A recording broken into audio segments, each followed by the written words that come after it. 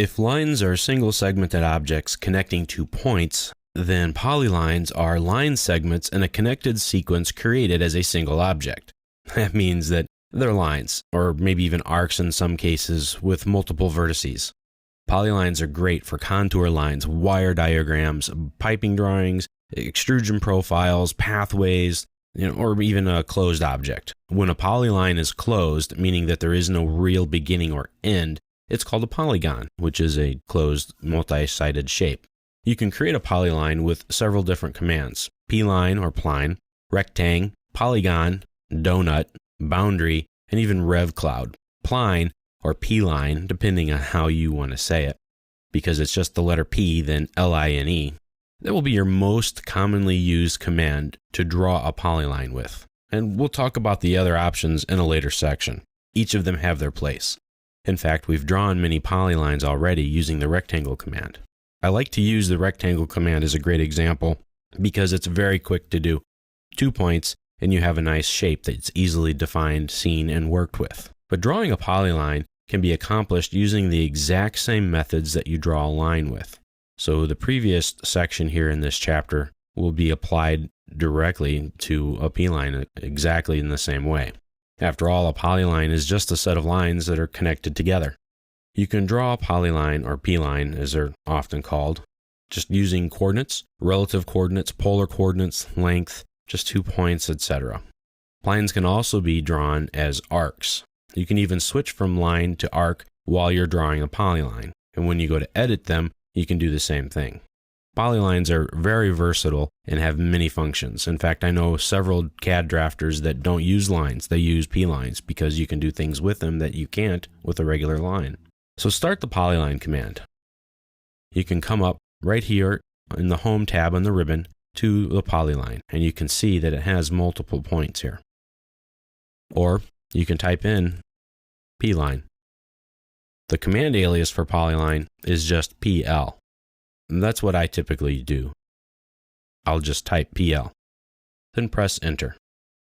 Drawing a p-line looks just like drawing a line. Pick a point. I will turn off my ortho command. Pick another point. And the nice thing about lines and polylines is that when you're done, you can type in CL for close, and it will close your object. You can do the same thing with a line. Type in line and just pick at least 3 points. Hit CL and it closes it. It will draw your line or polyline segment from the last point you entered to the first point you entered. This is a line. To pick this triangle, I have to select each line. Each part of this triangle is its own object. Now in this shape, a polyline is only one object.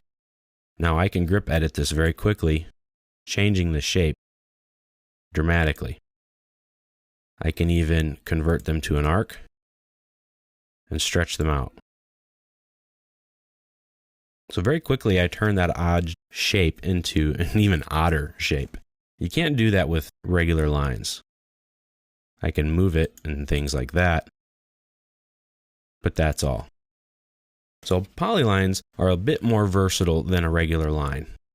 Let's erase these and get everything out of our way. Let's start with the polyline command again. PL. Pick a point anywhere. Let's draw a vertical line 10 units long. Turn on your ortho command and type in the number 10 for 10 units. You may have to zoom in or zoom out depending on where you're at. Now, as you draw,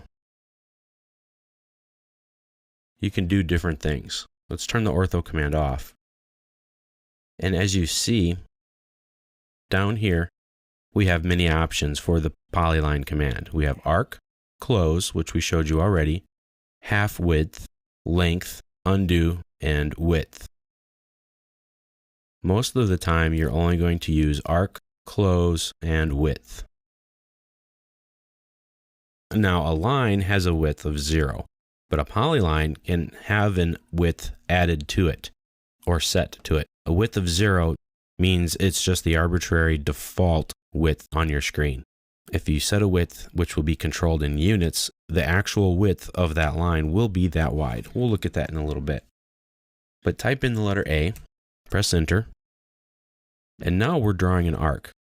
This arc will be tangent to the previous line that you drew, as you can see here.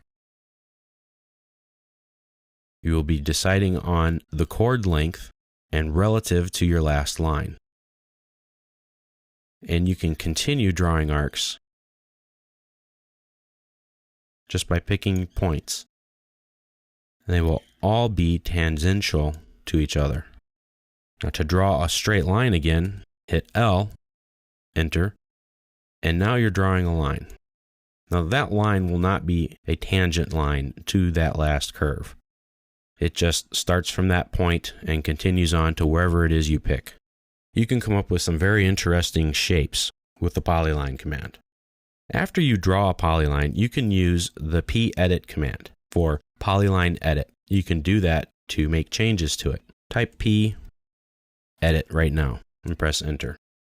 And select the polyline. This command has many options available.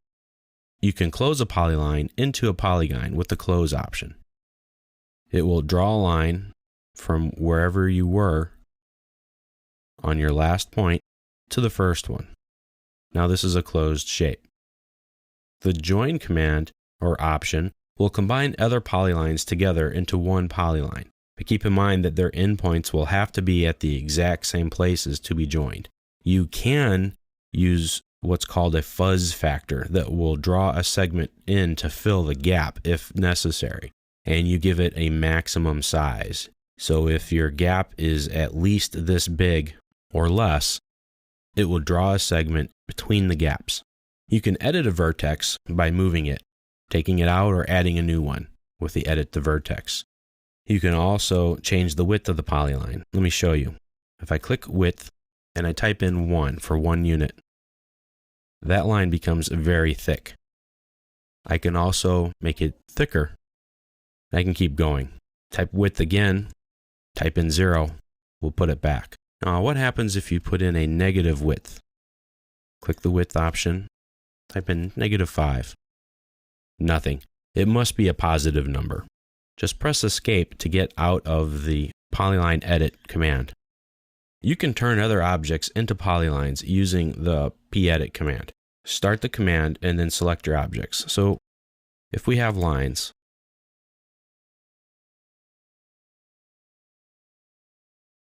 like this shape here, it consists of 4 different lines. We can change them into polylines. Start the polyline edit command, press enter, and now select your objects.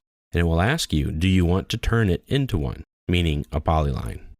Because as you see on the command line, it says down here, object selected is not a polyline. Do you want it to turn into one? Hit Y for yes. And now we can join it to the other lines. Press enter, and enter again to close the command. Now you see, this is one polyline. And any object like a line or an arc can be turned into a polyline. Polylines are a bit more versatile. You can do a lot of things with them. We'll look more closely in how to edit them in later sections. But polylines are great, and you're going to use them, and I encourage you to, because you can do other things with them as well. Since they are a closed object, you can very easily create a hatch inside them. That fast. You can change your pattern very quickly, very easily because of it.